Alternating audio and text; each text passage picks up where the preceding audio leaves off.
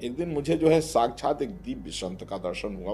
प्रतिदिन सुबह 3 बजे भोर में हनुमान जी का स्वप्न में दर्शन होता था। साक्षात भगवान विष्णु के रूप साक्षात हो तो रामलला ही हैं, स्वयं प्रतिष्ठित शालिग्राम होते हैं, तो इसलिए शालिग्राम की मूर्ति नहीं बन सकती, उनको इसी रूप में पूजा जा सकता है। अब अगर कोई तर्क दे कि रामलला का सिर तोड़ करके और रामलला बनाएंगे तो ये तो कुतर्क हो गया ना, ये भक्ति नहीं है, अनर्थ हो जाएगा। वृंदावन की 100% असली श्री भक्तमल तुलसी माला राधा नाम के साथ पाएं कृष्ण संदेश, संपूर्ण भगवत गीता, ग्रहों से लेकर स्वास्थ्य संबंधी समस्याओं के निवारण के लिए आज ही धारण करें। नमस्कार, मैं हूं आशीष और आप देख रहे हैं प्रभु भक्ति। मित्रों, आज हम हैं अयोध्या में तपस्वी छावनी के पीठाधीश्वर महंत जगत गुरु परमहंस आचार्य जी के पास में। अभी शालिग्राम शिलाओं को लेकर जो विवाद हुआ था महंत जी, उसके विषय में हम आपसे जानना चाहेंगे। पहले आपने कुछ और बयान दिया था, अब आपने कुछ और बयान दिया है, उस पर आप पूरी बात बताएं। देखिए, मर्यादा पुरुषोत्तम भगवान श्री रामलला के दिव्य भव्य राम मंदिर निर्माण के लिए विगत 500 वर्षों से पीढ़ियों ने संघर्ष किया। अंततोगत्वा सत्य की विजय हुई। रामलला के पक्ष में सुप्रीम कोर्ट ने फैसला दिया और निर्विवाद रूप से फिर राम मंदिर का निर्माण कार्य शुरू हुआ। धीरे धीरे राम मंदिर अब आकार ले रहा है। लगभग 60% से ज़्यादा काम हो चुका है।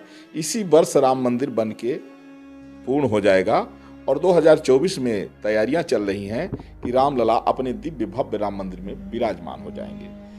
वहाँ रामलला की सेवा पूजा अष्टयाम चल रही है। रामलला वहाँ हैं, लेकिन चूंकि भगवान के जन्म का वो है विग्रह है, तो आकार में थोड़ा छोटा है, क्योंकि बच्चा जब पैदा होता है छोटा ही रहता है।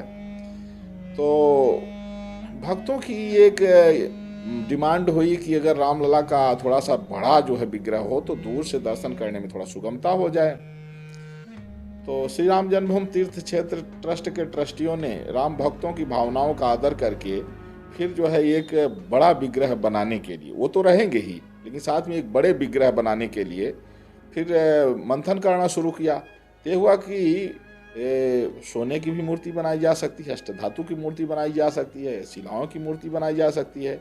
लेकिन फिर बाद में लोगों ने विचार किया कि सबसे उत्तम शिला जो है तो कौन सी होगी, तो लोग सोचे कि शायद शालिग्राम।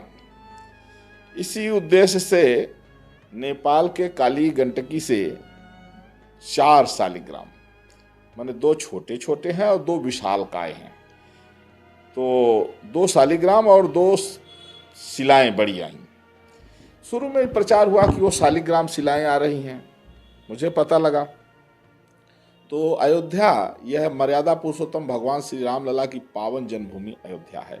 यहाँ संतों की सबसे पुरानी छावनी है श्री तपस्वी जी की छावनी, जिसका रामायण कालीन इतिहास है। जब भगवान का यहाँ प्राकट्य हुआ था उस समय से यहाँ साधु संत इतना ज़्यादा रहते थे यहाँ, इसीलिए इसको छावनी कहा जाता है।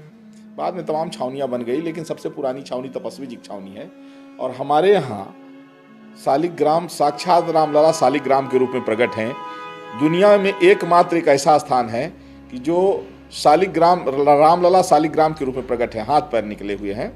ये सर्वविदित है, जो पुराने संत हैं वो जानते भी हैं, दर्शन करने भी आते हैं। मुझे जैसे पता लगा कि वो शालिग्राम की मूर्ति बनेगी, तो हमने कहा शालिग्राम साक्षात भगवान विष्णु के रूप साक्षात हो तो रामलला ही हैं, स्वयं प्रतिष्ठित शालिग्राम होते हैं, तो इसलिए शालिग्राम की मूर्ति नहीं बन सकती, उनको इसी रूप में पूजा जा सकता है।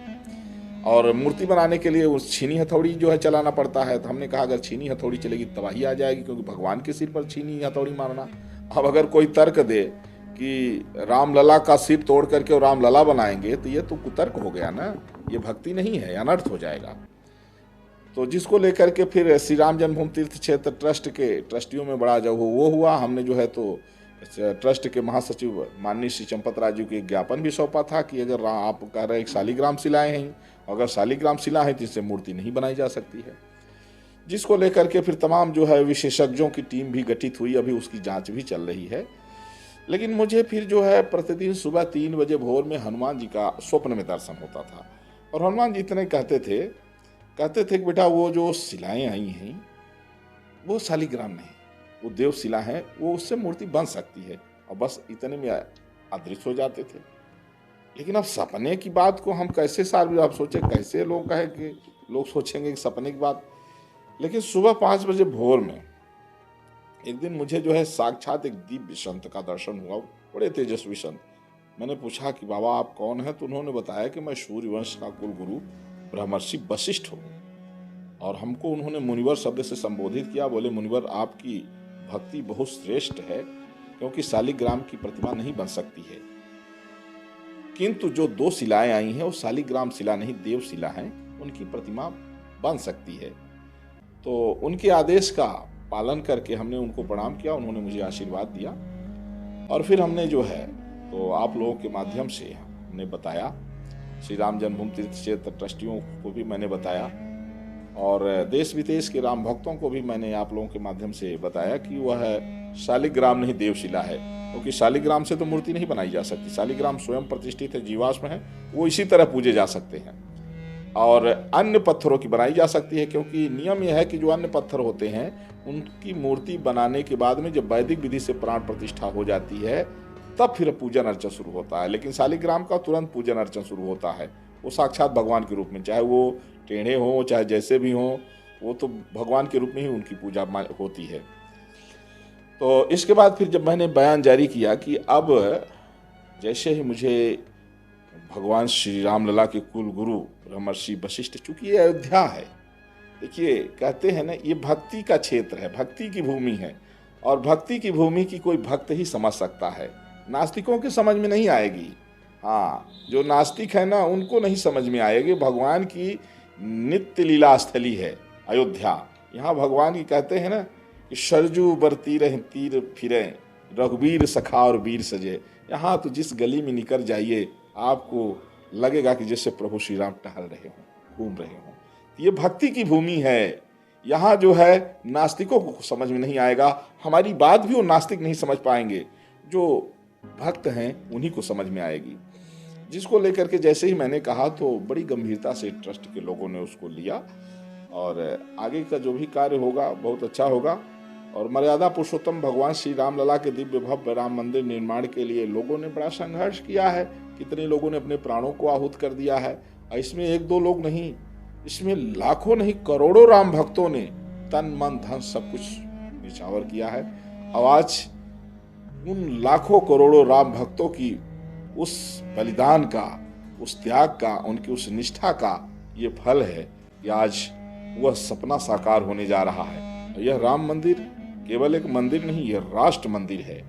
और यह भी सत्य है कि राम लला जिस दिन अपने दिव्य भव्य राम मंदिर में विराजमान होंगे, उनकी विराजमान होते ही रामराज की शुरुआत हो जाएगी, भारत विश्व गुरु बन जाएगा। बहुत तेजी से हमारा देश आगे बढ़ रहा है। जैसे जैसे राम मंदिर का निर्माण हो रहा है वैसे वैसे हमारे राष्ट्र का भी निर्माण हो रहा है, और जो देश विरोधी ताकतें हैं उनका दम घुट रहा है। यही तो कारण है, कहते हैं अगर कोई दवा बहुत अच्छी हो, अगर जैसे कोई घाव हो जाए, अगर कीड़े पड़े हैं, अच्छी दवा डालो सारे कीड़े बाहर आ जाते हैं। तो उसी तरह से इस समय ऐसी स्थिति पैदा हुई, जितनी देश विरोधी ताकतें हैं वो सब खड़बड़ा, उनका प्राण घुट रहा है, दम घुट रहा है। क्योंकि कोई गजवाए हिंद बनाने चला था, सोच रहा था कि हिंदुओं का अस्तित्व मिटा देंगे। हाँ, वो देखा कि एकदम पासा ही पलट गया। एक ऐसा व्यक्ति आ गया राम भक्त, एक ऐसा राम भक्त आ गया कि जो पहले जो है मठ मंदिर में जाने वालों को जो है तो अपमान करते थे, अब लोगों को ये पता लग गया तो लोग अब जाते हैं मठ मंदिर में वोट लेने के लिए। जानते हैं कि अगर मठ मंदिर में नहीं जाएंगे, चंदन नहीं लगाएंगे तो जनता घास नहीं डालेगी। इसलिए पूरा स्वरूप चेंज हो गया। जिधर गजवा हिंद का षड्यंत्र था वो भी मायूस हो गए हैं। ईसाई मिशनरियाँ जो लगातार जो है तो धर्मांतरण करा रही थी, उनको भी जो है नानी याद आ रही है। वो भी समझ रहे हैं कि बस जितना देश बना लिए हैं उतना ही बचा लें तो बहुत है, अब इधर दाल गलने वाली नहीं है। और ये भी बात सत्य है, धर्म जो है कहते हैं ना ह्रास जरूर होता है लेकिन उसका बीज खत्म नहीं होता है। यही कारण है कि सदियों सदियों अनंत काल से चला आ रहा है कि अधर्म कई बार बढ़ तो जाता है लेकिन धर्म का बीज नहीं खत्म होता। कोई न कोई, यही कहते हैं यदा यदा हि धर्मस्य ग्लानिर्भवति भारत अभ्युत्थानम धर्मस्य तदात्मानं सृजाम्यहम्। कोई न कोई परमात्मा की वो दिव्य शक्ति आ जाती है कि फिर से धर्म की स्थापना कर देती है।